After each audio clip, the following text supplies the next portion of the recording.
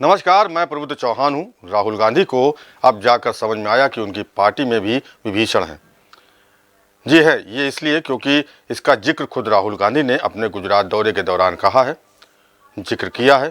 गुजरात में राहुल गांधी के भाषण को कांग्रेस की कमजोरी समझने के लिए सुना जाना चाहिए। राहुल गांधी ने तो यहाँ तक कह दिया कि गुजरात की जनता से हमें मांगना ही नहीं चाहिए कि आप हमें सरकार दीजिए।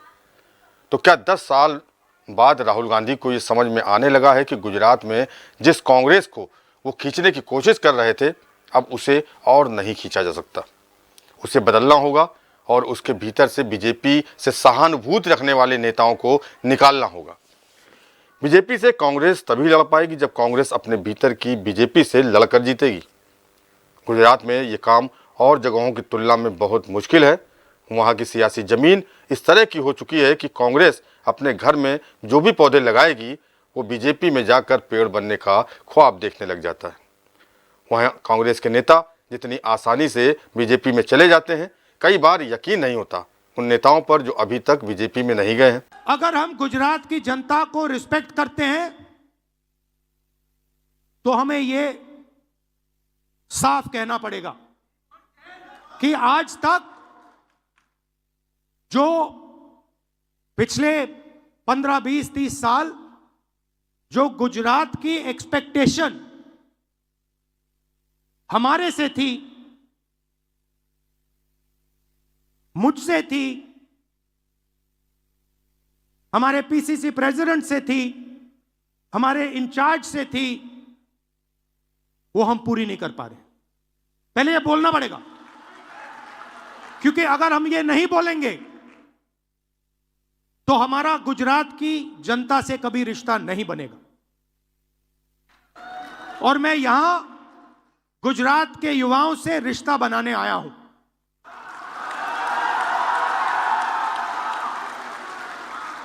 अब सवाल उठता है, क्यों? और उसका जवाब है कि गुजरात की जो लीडरशिप है, गुजरात के जो कार्यकर्ता हैं,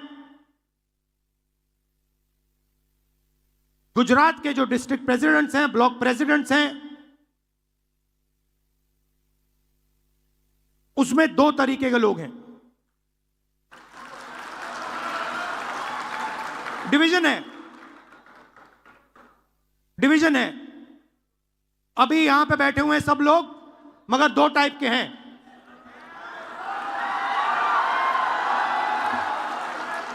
एक है जो जनता के साथ खड़ा है, जो जनता के लिए लड़ता है, जो जनता की इज्जत करता है और जिसके दिल में कांग्रेस पार्टी की विचारधारा है। और दूसरा है जो जनता से कटा हुआ है, दूर बैठता है, जनता की इज्जत नहीं करता है,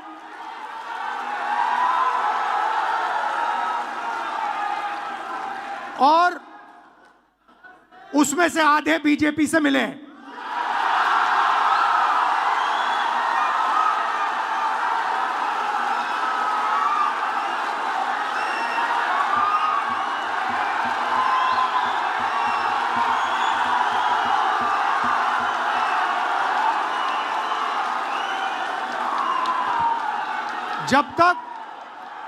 जब तक हमने इन 2 को क्लियरली अलग नहीं किया, तब तक गुजरात की जनता हम में बिलीव नहीं कर सकती है।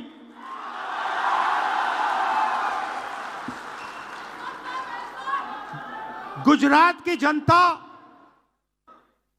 गुजरात के व्यापारी, गुजरात के स्मॉल और मीडियम बिजनेसेस, गुजरात के किसान, गुजरात के मजदूर, गुजरात के स्टूडेंट्स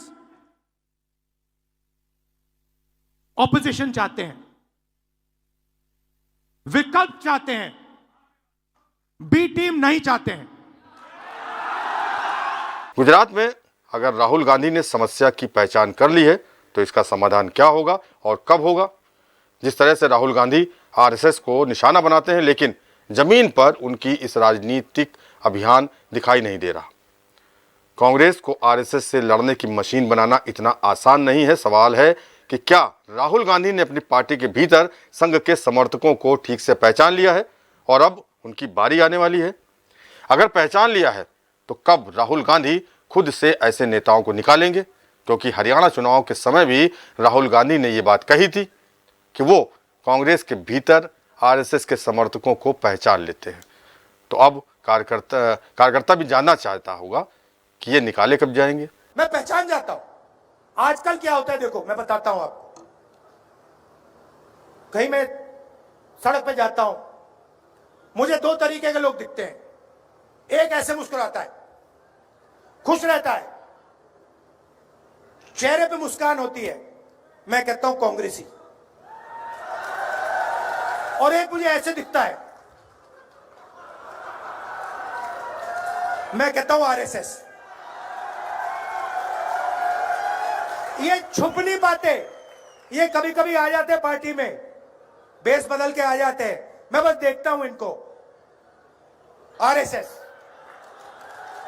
अच्छा, डर के मारे हमारे भी लोग उधर भाग गए। अब बड़ा कंफ्यूजन है, वहां पे वो मुस्कुरा नहीं सकते, वहां पे उनको सीरियस बैठना पड़ता है मोदी जी के सामने। तो कंफ्यूजन हो गया बहुत। तो आप लोग कौन हो? आप लोग वो हो जो डरे नहीं। ये जो यहां पे बैठे हुए हैं, ये देखो, सारे के सारे मुस्कुरा रहे हैं। देखो, अमित शाह की स्पीच देखना, मोदी जी की स्पीच देखना, वो सब ऐसे बैठे रहते हैं कि कुछ गलती से कह ना दे, पता नहीं क्या हो जाएगा। यहां पे हमें लगता है ठीक है भैया, 2-3 बार चिल्ला भी लिए, कोई प्रॉब्लम नहीं है, संभाल लेंगे हम।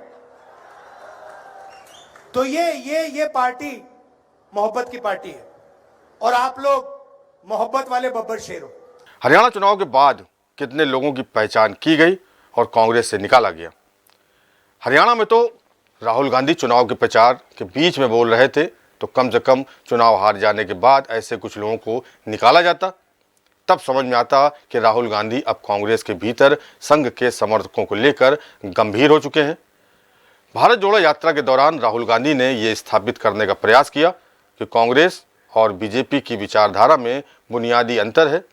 जमाने से कांग्रेस और बीजेपी की विचारधारा की लाइन आर्थिक आधार पर और राजनीतिक आधार पर धुंधली हो चुकी थी, मगर इस यात्रा के दौरान राहुल जोर देने लगे कि अब आरएसएस से लड़ना होगा, नाम लेकर टारगेट करना होगा। क्या ये माना जाए कि अब राहुल गांधी कांग्रेस के भीतर आरएसएस की पहचान की प्रक्रिया को पूरा कर चुके हैं और अब ऐसे लोगों को निकालने का कोई दौर शुरू होने वाला है? राहुल गांधी ने जिस तरह से गुजरात में कहा कि वो ऐसे नेताओं को निकाल देंगे, तो क्या उम्मीद की जाए कि कांग्रेस पार्टी के भीतर से बीजेपी समर्थक निकाले जाएंगे? अगर कांग्रेस विचारधारा की तरफ लौट रही है और उस पर अपनी राजनीति की धार चमकाना चाहती है, तो क्या उसे एक झटके में सभी प्रदेशों में ऐसे नेताओं को खुद से अलग नहीं कर देना चाहिए? अगर राहुल गांधी खुद से ऐसे नेताओं को निकाल देते हैं 10, 20, 40, जिस तरह से ये वो बातें कर रहे हैं, तो बात समझ में आती है कि कांग्रेस को पता है, मगर कांग्रेस को पता तब चलता है जब ईडी के छापों का बहाना कर या छापे के बाद कोई बड़ा कांग्रेसी बीजेपी में चला जाता है या कांग्रेस का टिकट लेकर बीजेपी के उम्मीदवार के समर्थन में बैठ जाता है। एक वरिष्ठ नेता, नाम नहीं लेना चाहता हूं, इसी प्रदेश के एक वरिष्ठ नेता कांग्रेस पार्टी को छोड़ते हैं और रो के कहते हैं, मेरी मां से रो के कहते हैं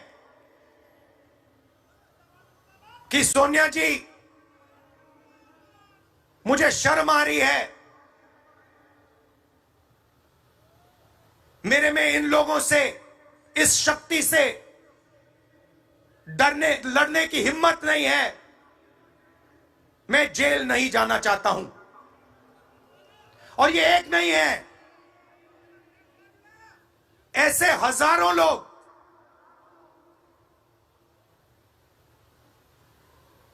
डराए गए हैं। क्या आप सोचते हो शिवसेना के लोग, एनसी के लोग ऐसे ही चले गए? नहीं। जिस शक्ति की मैं बात कर रहा हूं, उन्होंने उनका गला पकड़कर उनको बीजेपी की ओर किया है और वो सब डर के गए हैं। ये खेल गुजरात में भी हुआ जब लोकसभा चुनाव के समय सूरत में कांग्रेस के उम्मीदवार ने अपनी दावेदारी वापस ले ली। सूरत में बिना मतदान के ही बीजेपी का उम्मीदवार जीत गया। अहमदाबाद में राहुल गांधी के इस भाषण को सुना जाना चाहिए। इससे पता चलता है कि उन्हें क्या पता है और इससे ये भी पता चलता है कि मालूम होने के बाद वो क्या नहीं कर पा रहे हैं। सवाल है कि कांग्रेस कब भरोसा पैदा करेगी कि वो सांगठनिक रूप से, वैचारिक रूप से तैयार हो गई है। अब उसके नेताओं के लिए इतना आसान नहीं होगा बीजेपी में चले जाना। जिस तरह से बीजेपी का नाराज से नाराज नेता इतनी आसानी से कांग्रेस में नहीं जाता है। गुजरात फंसा हुआ है। गुजरात को रास्ता नहीं दिख रहा है।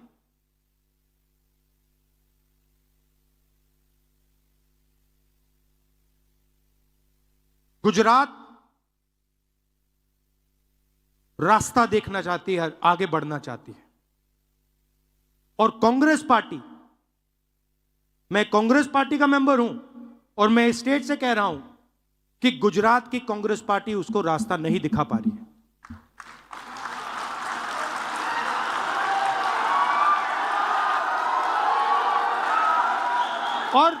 और मैं शर्मा कर नहीं बोल रहा हूं, मैं डर के नहीं बोल रहा हूं, मैं शर्मा के नहीं बोल रहा हूं, मगर मैं आपके सामने ये बात रखना चाहता हूं कि चाहे हमारे कार्यकर्ता हो, चाहे राहुल गांधी हो, चाहे हमारे जनरल सेक्रेटरी हो, चाहे हमारे पीसीसी प्रेसिडेंट हो, हम गुजरात को रास्ता नहीं दिखा पा रहे हैं। और हमें ये सबसे पहले, अगर हम गुजरात की जनता को रिस्पेक्ट करते हैं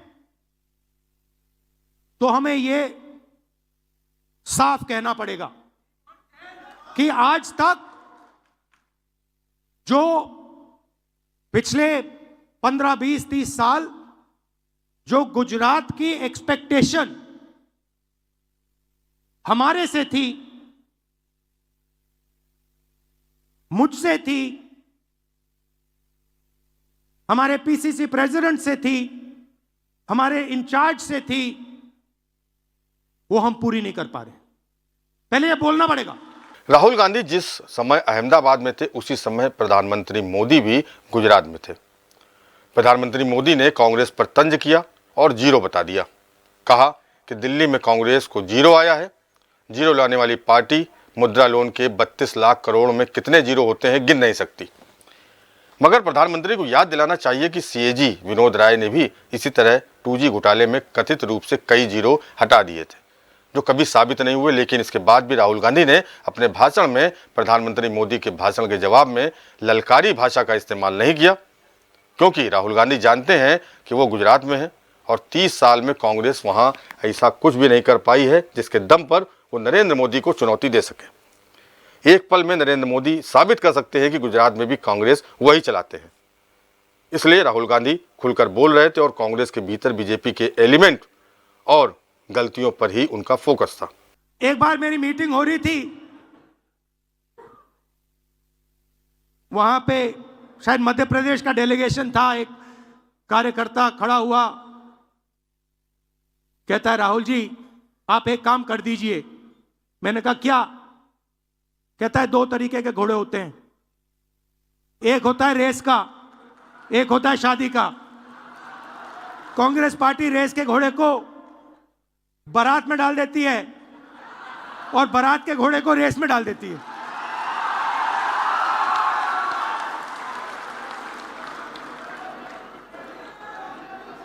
अब गुजरात की जनता देख रही है, गुजरात की जनता देख रही है, कह रही है भैया कांग्रेस पार्टी ने रेस में बारात का घोड़ा डाल दिया। तो अगर हमें रिश्ता बनाना है तो हमें दो काम करने हैं। पहला काम, ये जो दो ग्रुप से इनको अलग करना है सीधा। अगर हमें सख्त कार्रवाई करनी पड़ी, 10, 15, 20, 30, 40 लोगों को निकालना पड़ा, निकाल देना चाहिए।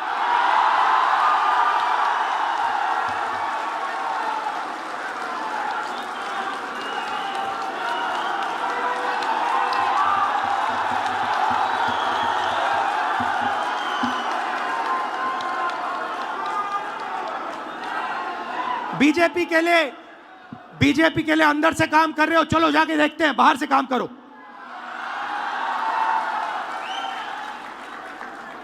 तुम्हारी वहां जगह नहीं बनेगी, बाहर फेंक देंगे तुम्हें। तो पहला काम यह करना है। और जैसे ही, मतलब अगर हमारा कोई डिस्ट्रिक्ट प्रेसिडेंट हो, ब्लॉक प्रेसिडेंट हो,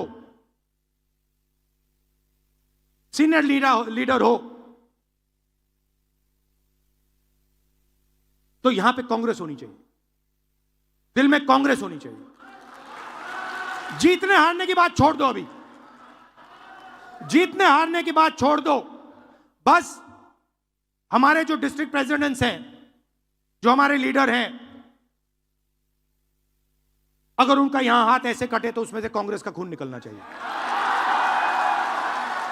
मध्य प्रदेश के कार्यकर्ताओं ने राहुल गांधी को बात तो ठीक बताई, लेकिन क्या अब ये बंद हो गया है या अब भी बारात के घोड़े को चुनाव के काम में लगाया जा रहा है? राहुल गांधी को ये बताना चाहिए कि उन्होंने कहां कहां बारात के घोड़े रेस के मैदान से हटा दिए हैं। मध्य प्रदेश के चुनाव में जब कांग्रेस हारी, तब आरोप लगे कि कांग्रेस के भीतर कई नेता बीजेपी से मिल गए थे। बड़ी संख्या में कार्यकर्ताओं ने चुनाव से पहले कांग्रेस छोड़ दी और बहुत सारे नेता कांग्रेस में रहते हुए बीजेपी का काम करते रहे। लोकसभा चुनाव से पहले सूरत की तरह इंदौर से भी कांग्रेस का घोषित उम्मीदवार बीजेपी के समर्थन में बैठ गया। क्या वाकई राहुल गांधी कांग्रेस के भीतर बीजेपी से मैनेज होने वाले नेताओं के खिलाफ अभियान छेड़ने जा रहे हैं? उन्हें इस रिपोर्ट की याद दिलाना चाहता हूं। ये मार्च 2024 की एक अखबार की रिपोर्ट है। आनंद मोहन झा की इस रिपोर्ट में बताया गया है कि बीजेपी ने नरोत्तम मिश्रा के नेतृत्व में एक स्क्रीनिंग कमेटी बनाई है, जिसका काम है कांग्रेस के कार्यकर्ताओं को, नेताओं को बीजेपी में शामिल कराना, उनकी स्क्रीनिंग करना। इस कमेटी के अनुसार 16,000 से अधिक कार्यकर्ता और नेता कांग्रेस से लेकर सपा और बसपा से बीजेपी में शामिल कराए गए। साल हो गए इस रिपोर्ट को छापे हुए। बीजेपी कांग्रेस से बीजेपी के लायक नेताओं को लेने के लिए स्क्रीनिंग कमेटी बना रही है, तो कांग्रेस अपने भीतर से बीजेपी के समर्थक नेताओं और कार्यकर्ताओं को निकालने के लिए, पहचानने के लिए क्या कर रही है? राहुल गांधी को अगर आरएसएस से मोर्चा लेना है, विचारधारा के आधार पर अपने कार्यकर्ताओं को तैयार करना है, तो उन्हें ये काम तेजी से करना होगा। कांग्रेस को बीजेपी से खाली कर देना होगा। गुजरात में चुनौती तो और भी मुश्किल है। गुजरात में कांग्रेस टूटती नहीं। कांग्रेस के टिकट पर जीते हुए उम्मीदवार पार्टी छोड़कर चले जाते हैं। इतना आसान हो गया है। कांग्रेस का विधायक इस्तीफा देता है और फिर बीजेपी के टिकट पर चुनाव लड़ता है और जीत भी जाता है। अर्जुन मुंडवान या को कांग्रेस का अध्यक्ष किसने बनाया? वो अब बीजेपी में है। हार्दिक पटेल को कांग्रेस का अध्यक्ष किसने बनाया? वो अब बीजेपी में है और हार्दिक को इसका इनाम मिल चुका है। उनके खिलाफ देशद्रोह के सारे मुकदमे वापस किए जा चुके हैं। इन लोगों को कांग्रेस पहले से क्यों नहीं पहचान सकी कि इनमें विचारधारा को लेकर टिकने की क्षमता नहीं है? मेरी जिम्मेदारी क्या बनती है? जब कांग्रेस पार्टी को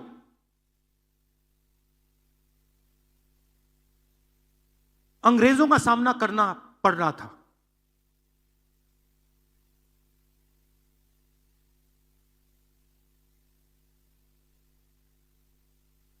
हम सब जगह नेतृत्व को ढूंढ रहे थे। अंग्रेज हमारे सामने थे। कांग्रेस पार्टी हिंदुस्तान की जनता को रिप्रेजेंट करती थी, मगर हमारा कोई लीडर नहीं था। लीडर कहां से आया? लीडर साउथ अफ्रीका से आया।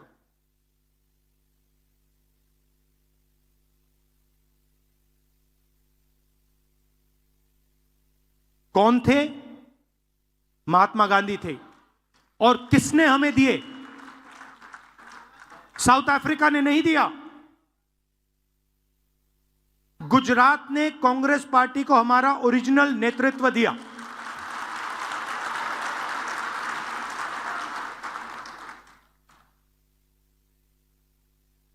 और उस नेतृत्व ने हमें सोचने का तरीका, लड़ने का तरीका, जीने का तरीका दिया। गांधी जी के बिना कांग्रेस पार्टी देश को आजादी नहीं दिलवा पाती, और गुजरात के बिना गांधी जी नहीं होते। सीधी सी बात। तो अगर हमें रास्ता दिखा, हमारे संगठन को रास्ता दिखा, हिंदुस्तान को रास्ता दिखा, तो गुजरात ने रास्ता दिखाया था।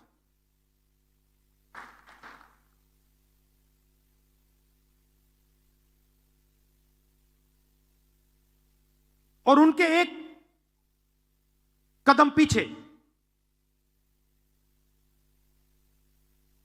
आपने हमें सरदार पटेल दीजिए। तो हमारे जो सबसे बड़े नेता थे,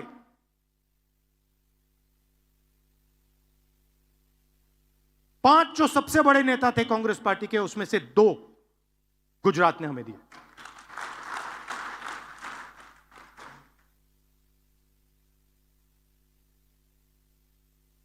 गुजरात हमसे यही मांग रही है। राहुल गांधी गुजरात में बढ़ा चढ़ाकर दावे नहीं कर रहे थे कि हम बीजेपी को इस चुनाव में धूल चटा देंगे और अपनी सरकार बना लेंगे, बल्कि व्यवहारिकता और वास्तविकता के धरातल पर उतरकर वो बात कर रहे थे। किसी पार्टी के नेता ने आज तक ये नहीं कहा होगा कि हमने जनता का विश्वास नहीं जीता, इसलिए हमें गुजरात की जनता से सरकार में आने का मौका मांगने का कोई हक नहीं है। अब तकरीबन 30 साल हो गए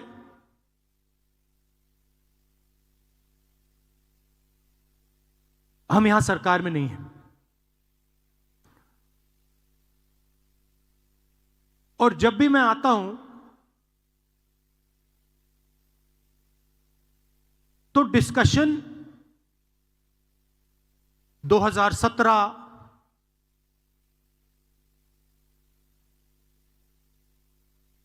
चुनाव पे होता है। 2012, 2007, 2022, 2027,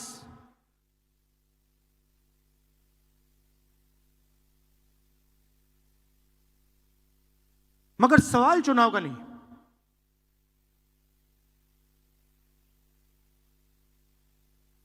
जब तक जो हमारी जिम्मेदारी है उसको जब तक हम पूरा नहीं करेंगे, गुजरात की जनता हमें चुनाव नहीं जिताएगी। और सचमुच में हमें गुजरात की जनता से यह मांगना भी नहीं चाहिए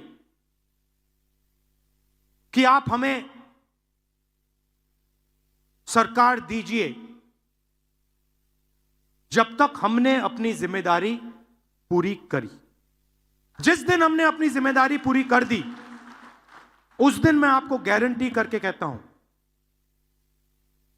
कि गुजरात के सारे लोग कांग्रेस पार्टी को अपना समर्थन दे देंगे। राहुल गांधी गुजरात में छानने की बात कर रहे हैं। सवाल है कि वो कंकड़ छानेंगे या फिर चाय की पत्ती छानेंगे। इसका प्रमाण तो खुद राहुल गांधी को देना होगा। उनकी भी आलोचना होती है कि उनके आसपास रेस के नहीं रात के घोड़े भर गए हैं। जब तक राहुल गांधी के आसपास रेस के घोड़े नजर नहीं आएंगे, कार्यकर्ता कैसे यकीन करेंगे। सवाल है कि छानने का काम किस राज्य से शुरू होगा। कांग्रेस का जो हाल गुजरात में है वही ओडिशा में है, बंगाल में है और वही बिहार में भी है, उत्तराखंड में भी है, हरियाणा में भी है, राजस्थान में भी है, यूपी में भी है। हिंदी प्रदेश के कई राज्य अब कांग्रेस के हाथ से निकल चुके हैं। बात केवल चुनाव हारने की नहीं है। इन प्रदेशों में कांग्रेस ना तो भविष्य का नेता खड़ा कर सकी है और ना जमीन पर कार्यकर्ता। चर्चा मुद्दे की फिलहाल इतना ही। देश और दुनिया की बाकी खबरों को देखते रहिए न्यूज़ प्लस और मुझे दीजिए इजाजत। नमस्कार।